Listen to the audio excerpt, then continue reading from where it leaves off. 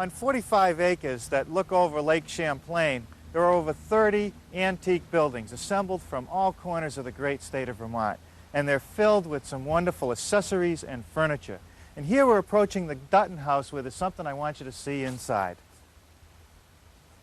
Now this room here is one of 5 bedrooms.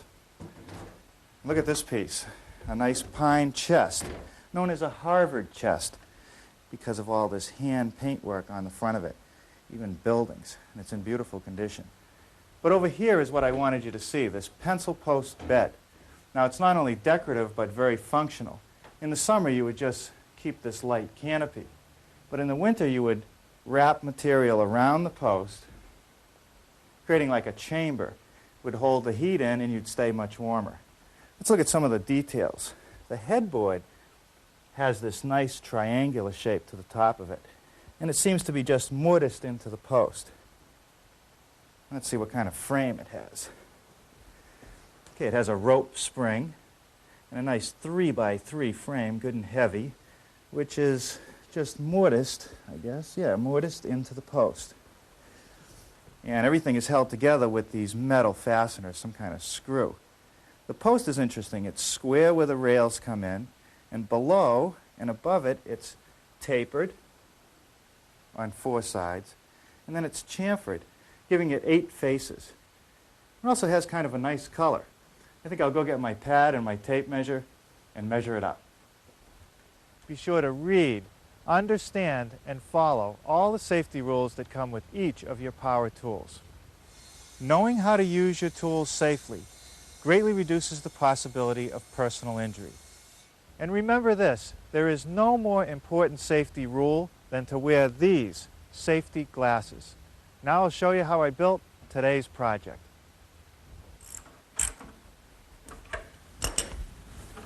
Now that's not going to go anywhere.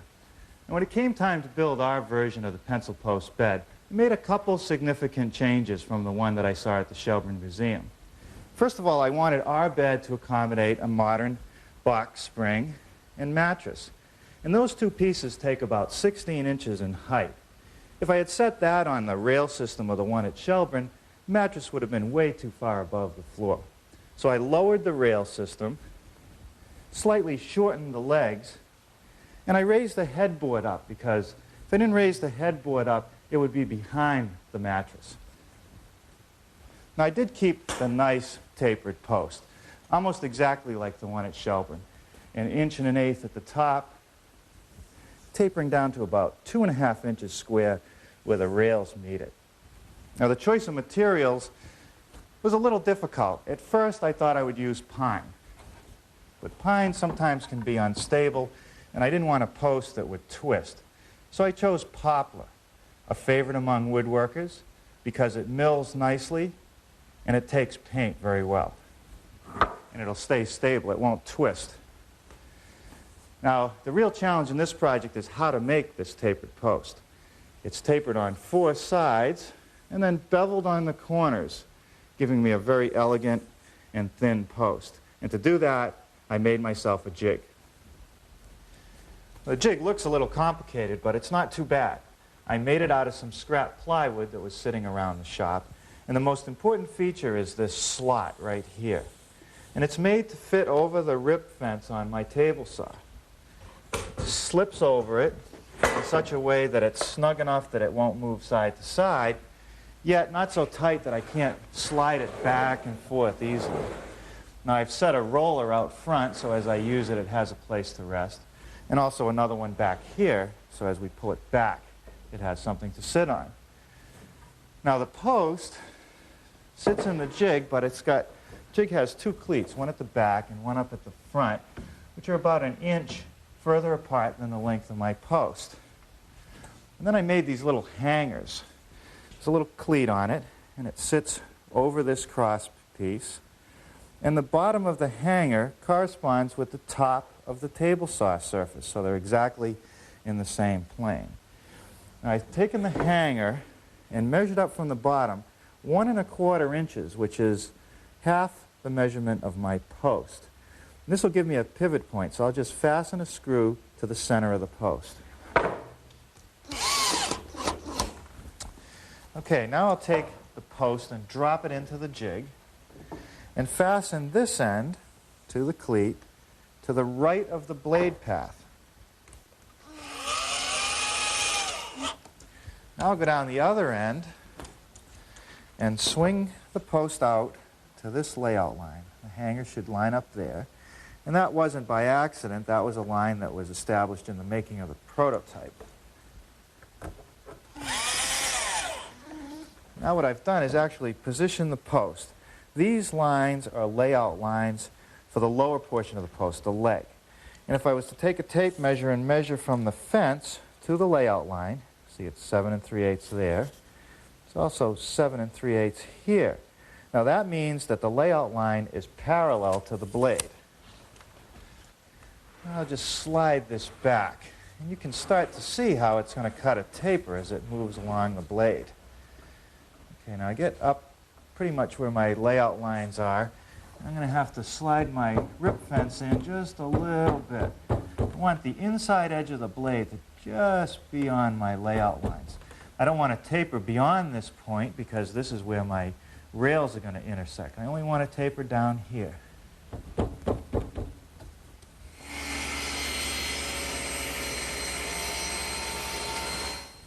Okay, now I just slide it back, lift the whole jig slightly, and just spin the blank. Now you really get to see the purpose of that pivot point, and I don't even need layout lines anymore. I'll just repeat the process.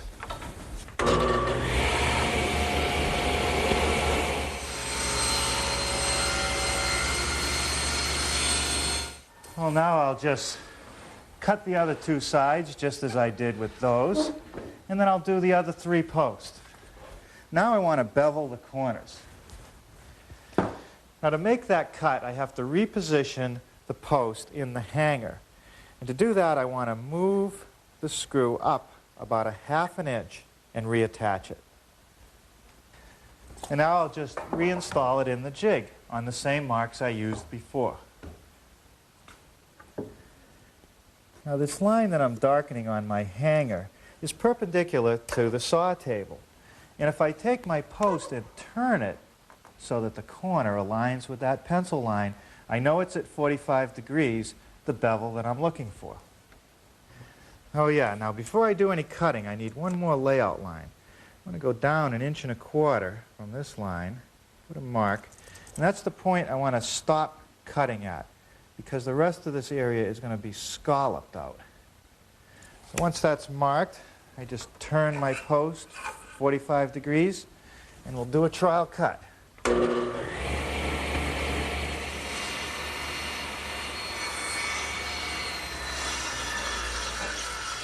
Well, now I'll do that to all the corners of all 4 posts.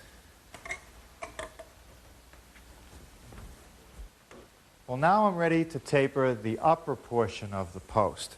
And it's a very long, gradual taper. But it's done the same way using the jig. I've made a couple adjustments, however. First thing is to take the post and flip it end for end. Now the back hanger is in exactly the same position it was for the other cuts. But the front hanger here has been moved about 2 1/4 inches over to the right. I also had to make a fence adjustment, and I did that the same way as we did for the bottom leg. I slid the whole jig forward and sighted down by the saw blade so that I won't cut beyond this layout line. Other than that, all the steps are exactly the same.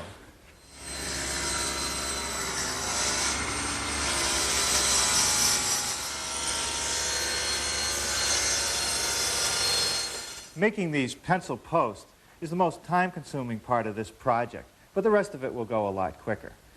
Now the next thing I want to do is finish cutting these scallops out. And to do that, I suppose I could use my hand coping saw, but I'm going to use the bandsaw.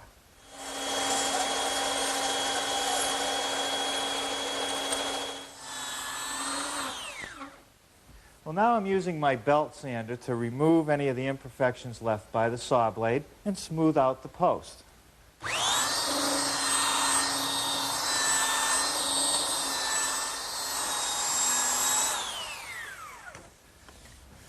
Well, now I'm going to take the post and set it in that cradle.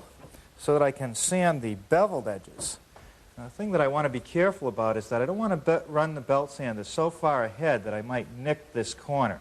I'll sand as close as I can and dress the rest of this with my drum sander.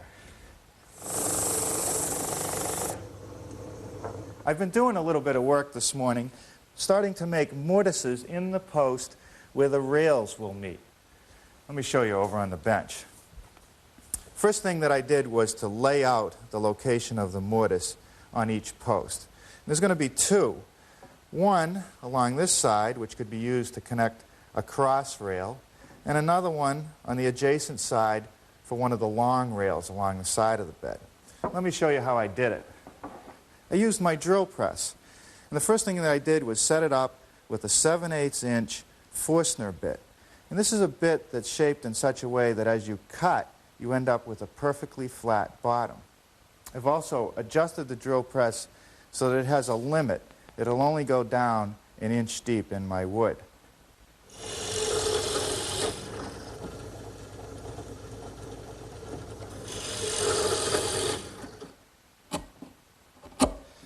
Now let me show you the next part of the operation. But before we do it, I'm going to go back to the prototype. Let's take this corner apart. You know, any bed has to be able to be assembled and disassembled easily so that you can move it from room to room. And there's a lot of different systems that have been used over the years. And let me show you what I've done here. Okay. You can see there's a little bolt sticking out of the end of my rail, the side rail. And actually it's called a hanger bolt. It's lagged on one end and it's threaded on the other end. I've lagged it right into the side rail, and that'll be permanently set in that position.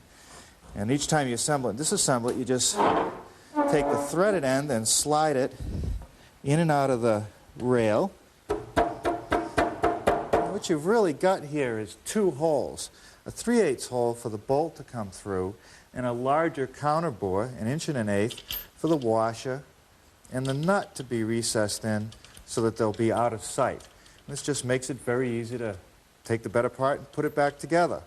Now, the first thing I want to do is make this counterbore, and I'll do that over at the drill press.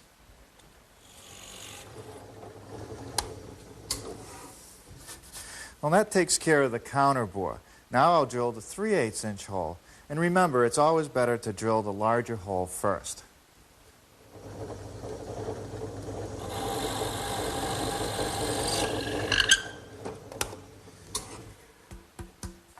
And that takes care of the 3/8 inch hole.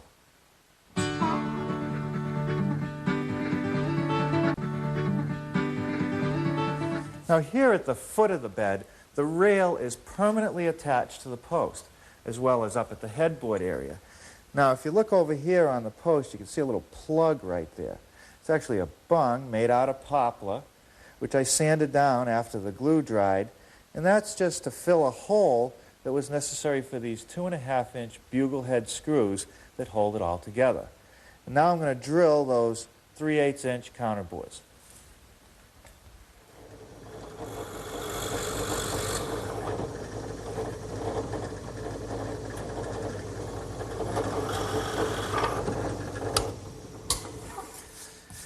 Well, now that's the hole for the wooden bung. Now I'll change to a smaller bit to make a pilot hole for the screw.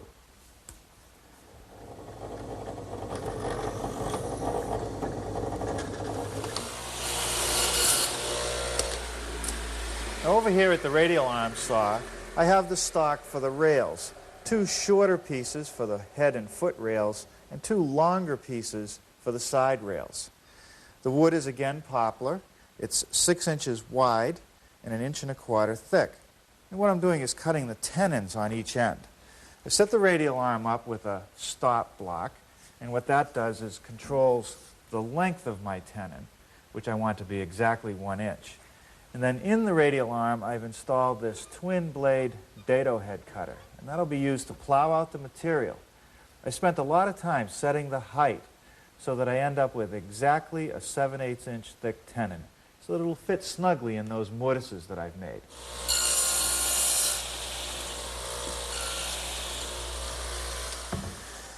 Well, the next step on the tenon is to make a shoulder cut along the narrow side. I want to remove about 3/8 of an inch material top and bottom. And to do that, I've raised the radial arm saw and installed a higher fence. It'll hold the work steadier and it keeps it perpendicular to the table. And now I'll just nibble away that shoulder.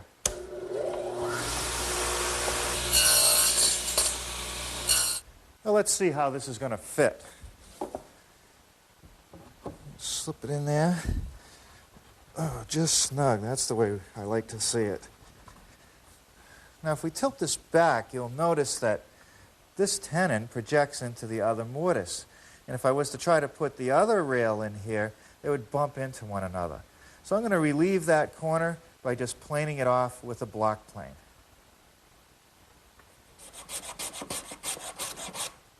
Well, I think that should take care of it. Now we're ready for some assembly.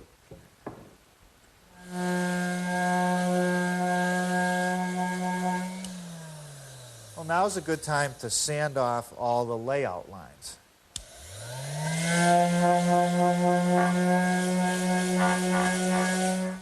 Now here I've set up the two posts that'll be part of the headboard system of the bed.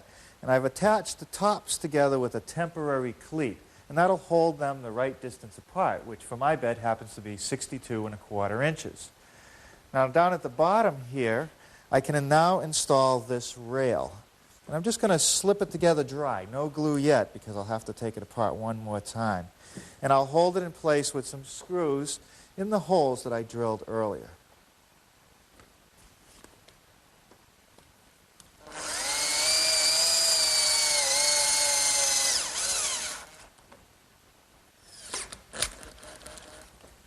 Okay. Well, you know, I've gone through all this temporary pre-assembly for only one reason, and that's to size my headboard.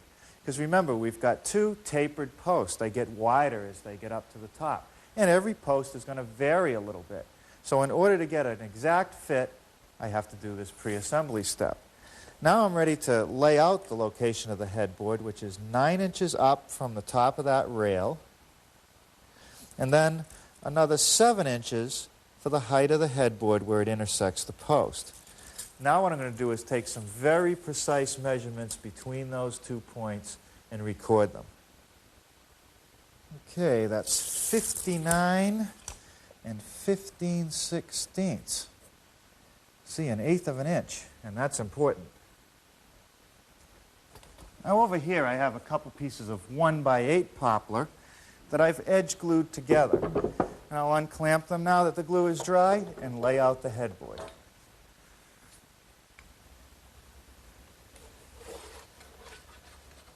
Okay, that finishes the layout. Now to cut the ends, I'm going to take my bevel gauge and just set it to the angle. It's very slight, but it's important. And then I'm going to take the bevel gauge over to the radial arm and set it.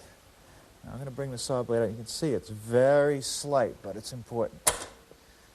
Now we'll swing it over until that fits right. Lock it in, and we're ready to make a cut.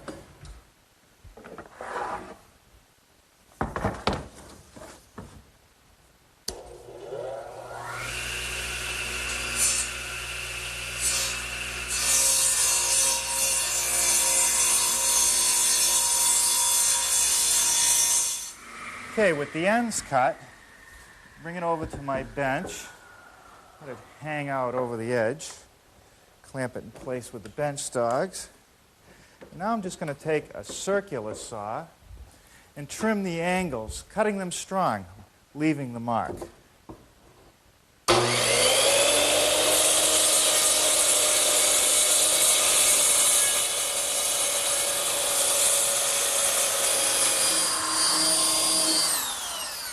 Okay, that'll take care of the sanding of the headboard. Now the only edge I still have to finish is this one right here, the top edge. I could have used the belt sander, but I want to show you something. The joiner does a great job.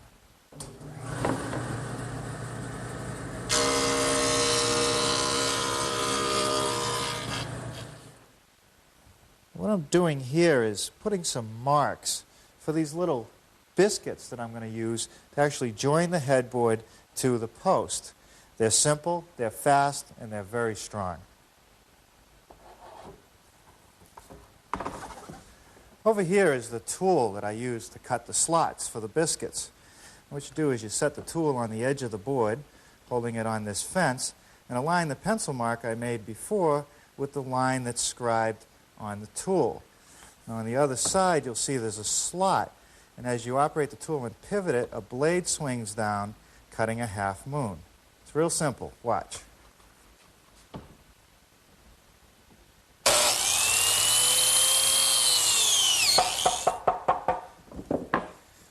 Okay, now for the corresponding slot in the post.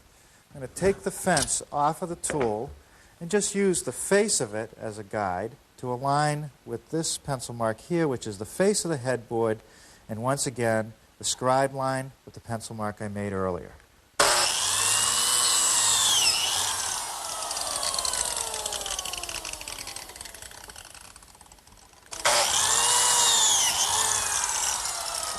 Okay, now we're ready for some glue, the biscuits, and we'll clamp it all together.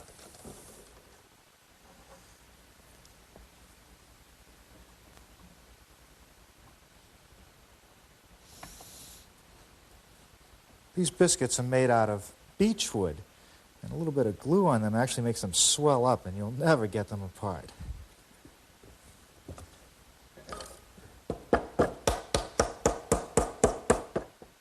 I've got to work fast now.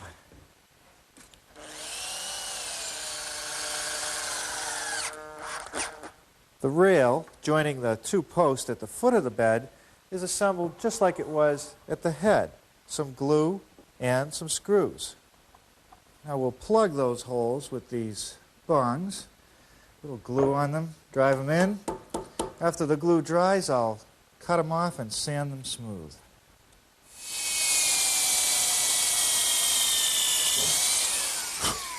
Okay, with that hole drilled, you can now take the bolt and put the lagged end in. And I've put a couple nuts on the end and tightened them against one another so that I can use my socket to just spin it into the hole.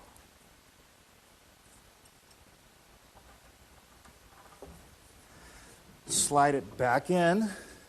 Now a washer and a nut.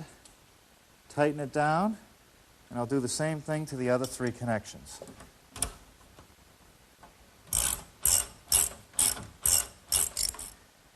Boy, we're moving right along now. One more step. I've got to make and install this cleat right here. It's like a ledge that'll support the box spring.